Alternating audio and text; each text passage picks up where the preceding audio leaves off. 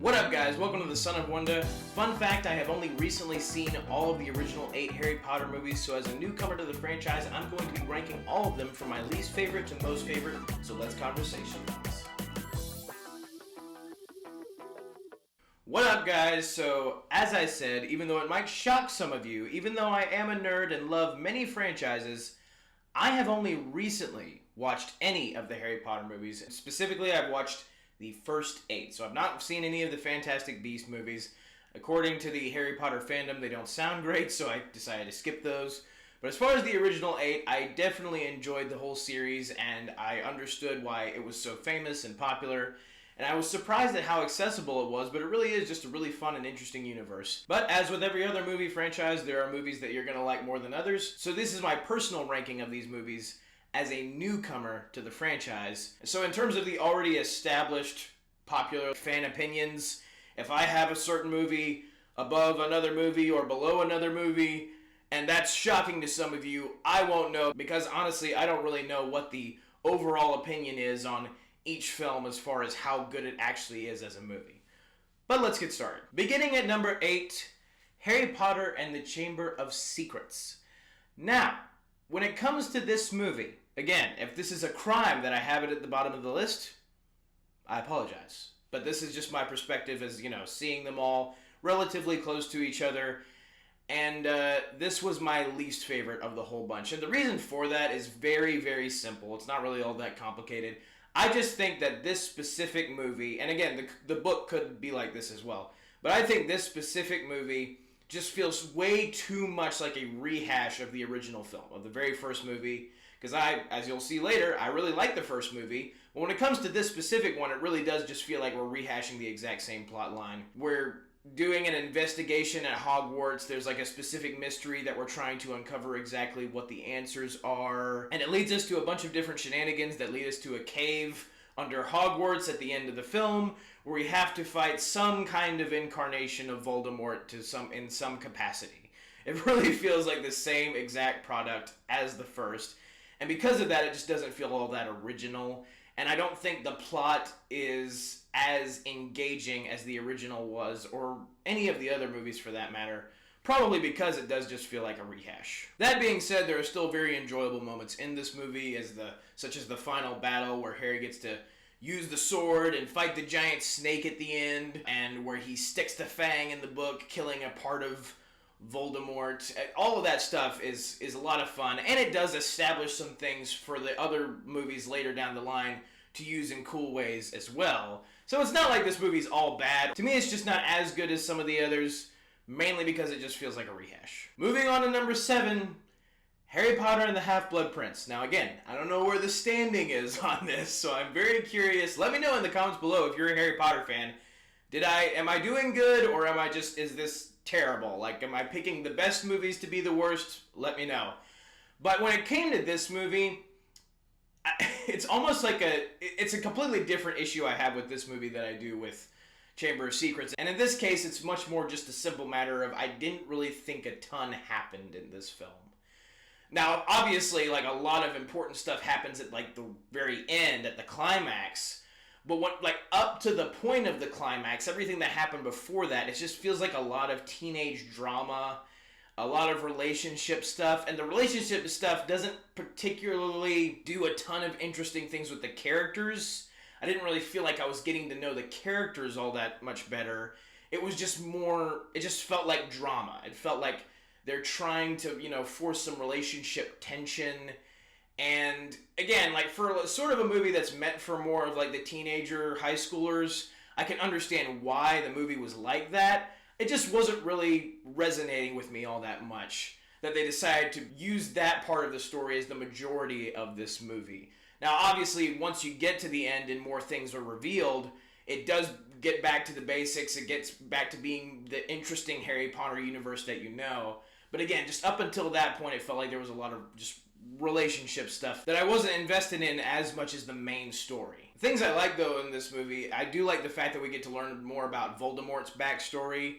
We get more hints of that. And of course, a lot of the stuff at the end, once other things are revealed later down the line in this franchise, a lot of stuff in this movie is paid off in later films, so it makes this movie better. But again, overall, this movie's lower on the list because I didn't feel like it did a ton to really progress the story other than the actual final climax, which still was awesome, but other than the actual final climax of the movie. Next up, number 6, Prisoner of Azkaban. Harry Potter and the Prisoner of Azkaban. Now, I don't have as many overt problems with this movie as I do with the two below it. There's not really one thing that I can say is a problem I have with the movie as a whole. I think my main issues when it comes to this movie are more so the fact that it just, toward the end, when like all of the real information is being revealed, what's really going on with the Prisoner of Azkaban, Sirius Black's role in the story being revealed, it just feels like it's done really, really quickly. Like all in one scene, every ounce of important information is being dumped on the audience in like one massive, this is revealed, and this is revealed, and this is revealed, and this is, it just felt really fast paced. I think that would be my main criticism, is the pacing in comparison to the first two movies just feels like such a change that it almost gets a little too fast. Like the first two movies were more slower paced, but I appreciated that because it gave us more time to deal with the things happening and as the crazy stuff was going on.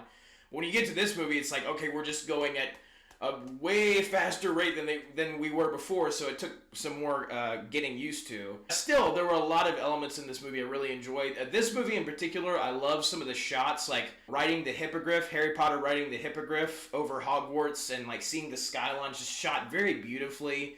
The time stuff they do toward the end of the film is really interesting.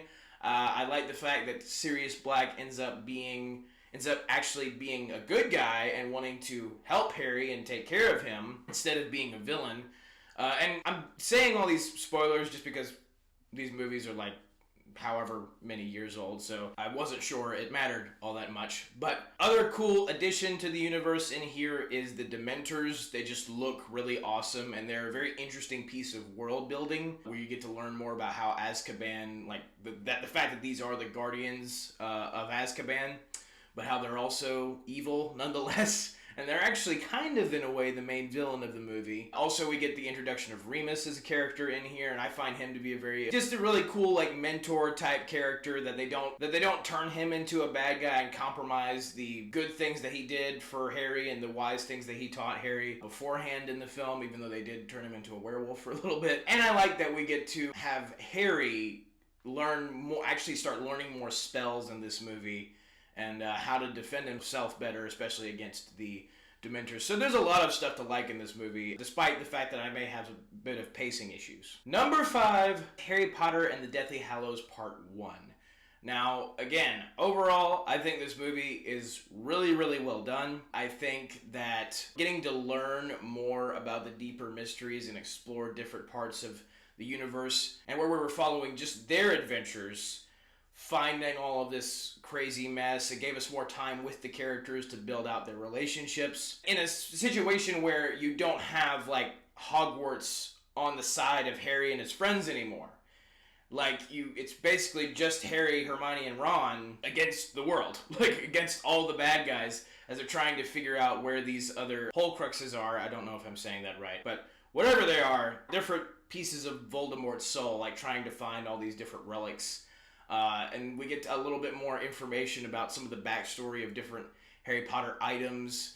And so that all was very interesting to me, getting to see all of that play out. And again, I liked the fact that we did get a story with just the 3 of them, as well as it gave us sort of a new setting for them, because they could always usually rely on Dumbledore or any of the other people at Hogwarts.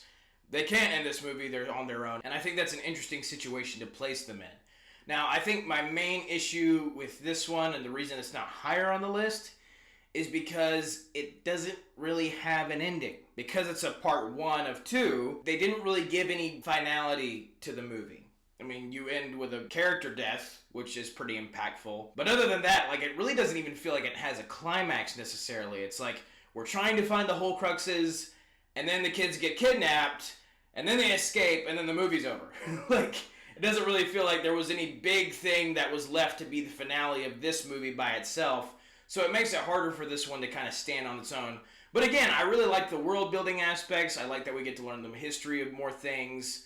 meet more characters, and get more relationship building with Harry, Hermione, and Ron. It does a good job at setting up some really cool payoffs for what ends up happening in Deathly Hallows Part 2. So this is still a really enjoyable movie. Next up on the list, Goblet of Fire. Now again, this movie might be number one on a lot of y'all's lists. It might be lower on a lot of y'all's lists. I don't really know. But when it comes to this movie for me, I really enjoy the tournament aspect. I think it's a new and different thing to do with the franchise, to where we're not just at Hogwarts the whole time. And the thing that's escalating the tension is a little bit, it's like, it's kind of a mystery, but it's also kind of right in your face. Like, the tournament is the tension. There's some stuff going on behind it, but the fact that Harry Potter has been entered into the Goblet of Fire is a challenge enough for Harry. And I think that they balance Harry's relationships with other characters, like developing them more. They balance that nicely with the actual main story, of instead of focusing too much on the relationship stuff, like I felt like they did in Half-Blood Prince. And also, this is the first movie where we get to see Voldemort actually in the flesh and battling another wizard, Harry specifically. The first fight we get to see between the two of them, where Voldemort's actually Voldemort.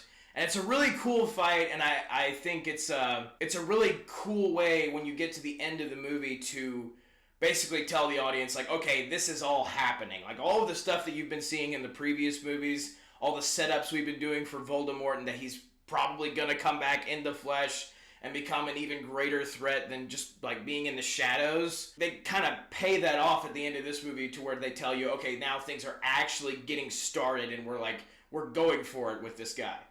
And so I really enjoyed seeing all of that unfold, and I really enjoyed the stakes at the end. Again, I guess spoilers if you haven't seen this movie, but killing Robert Pattinson's character established a lot of stakes. The fact that they were willing to kill off characters and give the audience a major sense of danger by showing that Voldemort could indeed just destroy a character that had been previously important. And it also progresses Harry as a character, because it's the first time he's seen one of his friends be killed in front of him, and it deepens him and like ups the stakes for him even more, just like it ups the stakes for the audience.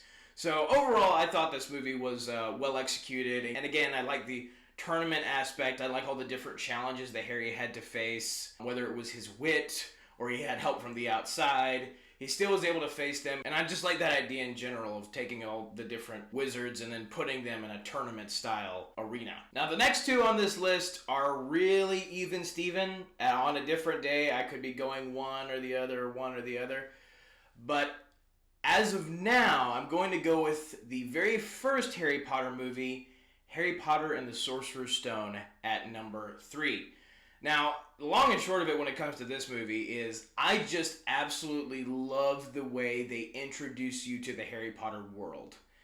They do it in such a way that intrigues you, entices you, but it never hits you over the head with like, this is the Harry Potter world. Like, it never like slaps you across the face with a bunch of different information or anything like that. You're finding out as Harry's finding out, so it makes the story feel more accessible and relatable. And like I said before, the world of Harry Potter is just a very interesting world anyway, because you can tell that there's a history to each part of it. All of the characters feel like they've done a lot of different things in their lives, maybe some good, maybe some not so good, made mistakes, done a lot of great things. And so it's just really interesting to get to experience all of it, but experience it at a pace that is fun, enjoyable, not too fast, but the movie takes its time to give all of this information to you. And this first film, I feel like, has a particularly wholesome nature to it that the other ones may not have as much. Maybe just because it's the first one, maybe it's because it's the one that was really meant for kids, to introduce children to the Harry Potter world, and because of that, it has more of a sense of grandeur and wonder and excitement as you're seeing all of these things unfold, because it has like the least amount of like, you're not trying to build like the dark nature of it quite yet. You're going to get to that. I mean, you're definitely setting up pieces for it in this movie, but mostly it's just introducing you to the grandeur and wonder of the Harry Potter universe and all the fun details about it. And also just, I think it does a really good job at introducing you to the character of Harry Potter, making him a very relatable and understandable character. Like, him being an orphan, wants to see his parents. He wants to meet his parents. He wants his parents to be there with him as he gets to embark on this new journey and actually find a place that he belongs. Like, he's sort of the underdog despite being the chosen one. I think that's what makes him such an interesting character. And of course, it all comes full circle by the end of the story, that he fully embraces the fact that he's the chosen one later on, setting up different story elements to be continued. So just on all levels, honestly, just really well executed, and I really enjoy this first movie. But at number 2, we have Harry Potter and the Order of the Phoenix. Now, I would be very curious to see other people's rankings of these movies, and people who have either read the books or have been watching these movies forever now, see where they would rank Order of the Phoenix on their list. But for me, I think the main thing... Actually, there's a lot of different things that I really like about this one. One of the main things, though, is I think we get some really good character moments in this movie. Because of the nature of the story and, having it be where this really evil person usurps command over Hogwarts and puts Harry and the rest of the students in a position to where they have to, Harry knows that they need to be taught actually how to be a wizard and not, all the mess that the main evil lady is trying to teach them. He kind of is put in a place where reluctantly, he doesn't want to do it, but reluctantly he has to teach all these kids, and he's good at it. And again, I just think that, he gets some mentorship from Sirius, he gets some mentorship from some other wizards. This movie just does a really good job of escalating the tension from where it was at the end of Goblet of Fire and progressing the story forward and building out the characters, learning a little bit more about each one.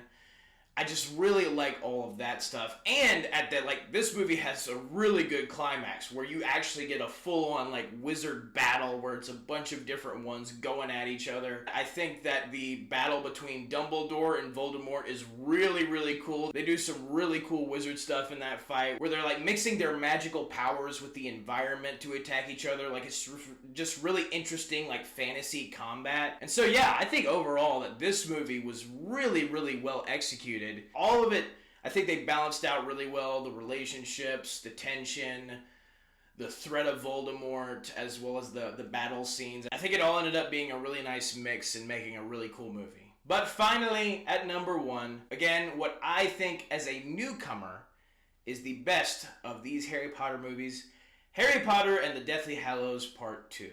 Now, in all seriousness, this really needed to be the best movie of all of them because it was the last movie of all of them. You always want to end on a bang. And too many franchises, I feel have the unfortunate nature of the last movie in the franchise. Certainly not terrible, but a lot of them ended up being maybe ended up not being as good as one of the movies before it.